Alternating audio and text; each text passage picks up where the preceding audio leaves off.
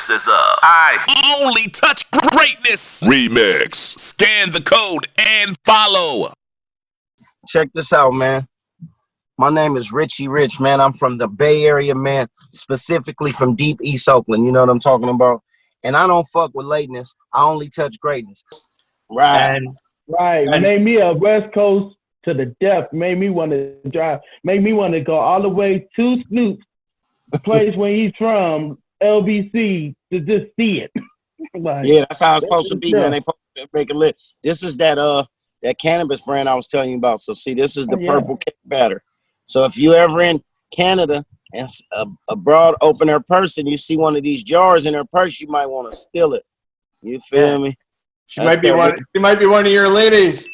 Yeah, right, and I got there go right there. So that's Rich. Hey, that's that purple cake batter, man. You know, I know some people be taking chances, putting the shit in the mail, but this is it, and this is my slogan. Like I tell people, if you like to smoke and you like to smoke good, you should be smoking this, because if you're not smoking batter, it really doesn't matter.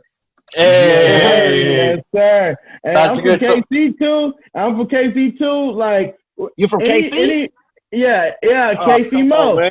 Come on, man. You up there with Rich the Factor? Yes, sir. Yes, sir. Come on, man. Shout out the Rich legend, the Factor, and all the from KC, man. Right. And they a lot of them smoke around here. So is it out over there in Oakland? Because I know a lot of cats over there who like go over there to Oakland to go get it. Yeah, yep. They can find that batter in Oakland all day. We got it in all the cookie stores in California. Cookie stores? All right, cool. Yeah. That's your burner. That's another look Burner gave me, man. He was able to let me put my brand in his stores. So I'm forever indebted to him for that. Like, and Burner just an all around good dude, man. And I'm glad to see what he's been able to do with his cannabis brand, with his clothing brand, with his music brand. You know what I mean? He's really handling this business. One thing about the Bay Area, man, we got a lot of talent, man. We got a lot of guys who got a lot to offer, man. And I love to see cats win, bro. I ain't never been a hater, bro. I love to see people win. You know what I mean? And I think we need more of that, man. Even with this COVID shit, I noticed that it's the fact that you can't go everywhere you want to go. It seems like it's bringing people closer together. So sometimes a bad can turn into a good, you know? That's for sure. What were your first thoughts when you heard California Love? I mean, this is my #1 song in my whole life. Like, I love California Love. Oh, man. Pac played that record for me in the studio, man. He played it for me at his house first. I was blown away. You feel me?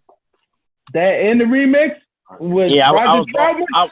Well, the thing is, like, Roger Troutman is a legend. Everybody knows that. Zapp and Roger. Bro.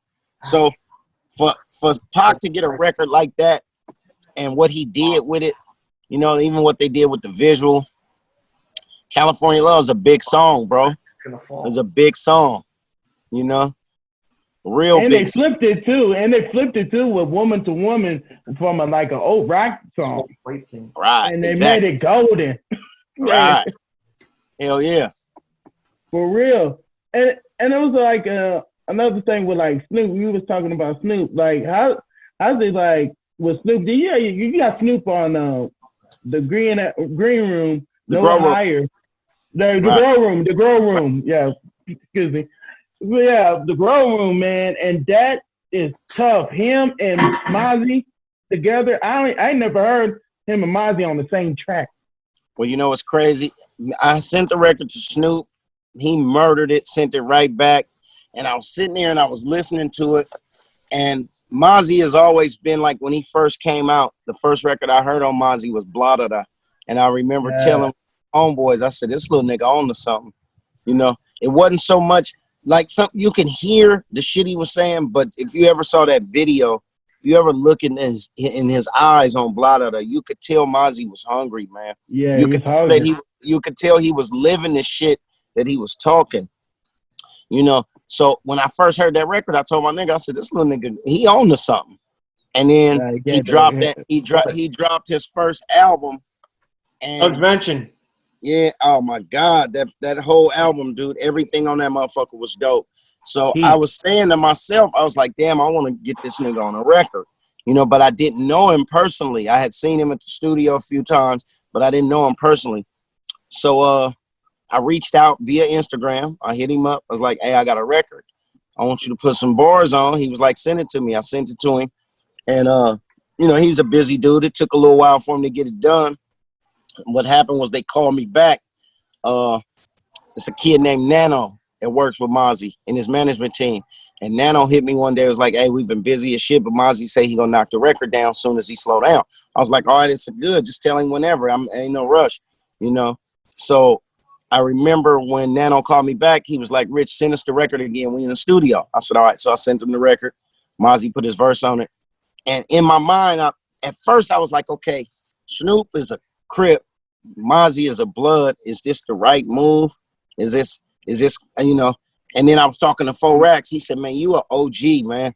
You can put them niggas together. It's going to work. So I sent Mozzy the record, and I let him hear me and Snoop's verse. And he put his verse on there and sent it back. And I was like, God damn. So now I got a record that's dope as fuck. It's one of the dopest records to me off the Grow Room. And then I got the Ace Crip in the game. You feel me? And the Ace Blood in the game, up and coming, you know? Yeah, I mean, and shit, he ain't up and coming no more. The boy done already solidified who he is, what he stand for, and how he rock. You know, and them LA boys love him, you know? So to me, it was poetry in motion, and the shit just lined up, you know what I mean? And the song is dope. What were your thoughts on the East Coast, West Coast beef when that popped off at the Source Awards? Hey, when Suge let him know, man. Oh, You don't want your producer all in the video, all on the song. Dancing. Come to Death Row. Come to Death Row. You know what's crazy? I missed that part of rap. Like, that shit was high energy. The Source Awards, BET Awards, all that shit was popping. It was crazy for me because I was on an East Coast label and I was a West Coast nigga. So I was like, damn, what is this going to do for me and what I'm trying to do? You know what I mean? But I was riding with my niggas. But that shit was more perpetuated by the media than anything. But my nigga Pac was going hard. He was going hard. And like I say, I'm a music dude who likes music from all over the place. Like, to me, Biggie is still one of the nicest niggas to ever do it. I don't have nothing against Biggie. I don't have nothing against Big. Pac was just my nigga. You know what I mean? So, but I mean, I listen to Big, man. I give him his grams when it come to his music. Nigga was dope as fuck. People ask me all the time, like, hey, who do you think was the dopest between Pac and Big? And I would tell niggas all the time, it's a lopsided battle because Pac had more work out than Big had. You know, Big only had a couple albums, but they was very impactful, you know. And I'm just a diplomatic type of dude. I think I said it in the Vlad interview. Some people ride like, if you my nigga and you wrong, you right, because you my nigga. I don't rock like that. I rock like, if you right, you right. If you wrong, you wrong. Even if you my nigga. And to me, that's the best way to be, you know. But, you know, to each his own. But I had to turn down a few opportunities. I had an opportunity. Puffy got at me to be on one of Big's albums after Big had died, and I had to turn it down. And so you could have been on the Life or Death? Yeah, I was supposed to be on the Life or Death. I don't know if you on my Instagram page, but let me plug that right now, because this is what I did in the Vlad interview. I talked and talked and talked, and I didn't plug none of my shit. Yeah, so my Instagram is The Real Richie Rich, and the is spelled THA. And Richie is RICHIE. So I'm at The Real Richie Rich on Instagram. Anybody who watches this interview, you can go to the bottom of my page and you'll see Little Kim and Big Les from BET. Big Les used to be the host of BET. And they talking to Big about his new album. And Big is like, yeah, I got so-and-so and so-and-so and Richie Rich. So when I heard that later on in life, I was like, damn. I was supposed to be on that record. But I'll be honest with you, man, I'm a loyal dude. And Pac was adamant about not liking that nigga. I mean, he just was adamant about the shit, bro. And I had to pass on it, you know what I mean? And it could have been cool for my career. It could have been cool for my bank account. Puff was going to probably grease a nigga pockets real good. But at the same time, I know it would have probably pissed not only a lot of people off, but it would have had my nigga rolling in his grave. And I'm just a loyal dude, so I passed on it. But that's not to say how I feel about Big. Big was dope. Dope as fuck. One of the dopest niggas to ever do it. And the shitty part about it is both of them guys, man, they lost their lives, man, to some bullshit, really. Because I said it in the Vlad interview. To me, when you die, you lose. Period. I don't give a fuck. When you die, you lose. Imagine them dudes. Imagine Pac would have jumped on a plane and flew to New York and be like, Big, come outside. I need to holler at you. And Big, come outside. And they sit back and talk. Because them niggas was friends. Them niggas, they didn't real close. Yeah, they didn't just meet in the beef. Them niggas was cool, at one point. Imagine Big he took a lot of knowledge from Pac too. Yeah, imagine Big would have flew to the West Coast and been like, Pac, I'm downstairs. Come down and holler at me. And they could have hollered and hashed it out. Imagine what hip hop would look like now if them niggas was still around. You feel me? But I know everything happens for a reason and some shit just takes place the way it is, the way it does. But I think about it all the time. Like, imagine if them two niggas could have hashed it out. It might not be a lot of the same people on top right now that are on top. Maybe it would be. Maybe Pac and Big would be niggas with labels and they'd be producing people, Like a Master P. I just want to say this while I'm on the air, man.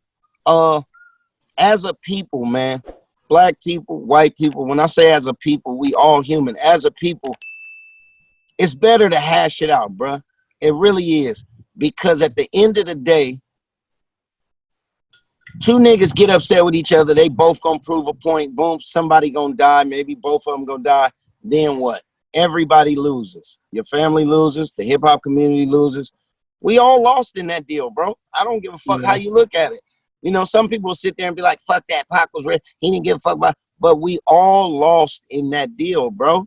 We all lost in that deal. Both of them dudes was super nice with the music shit. Right. I just feel like we all lost in that deal. You know what I'm talking about? Right.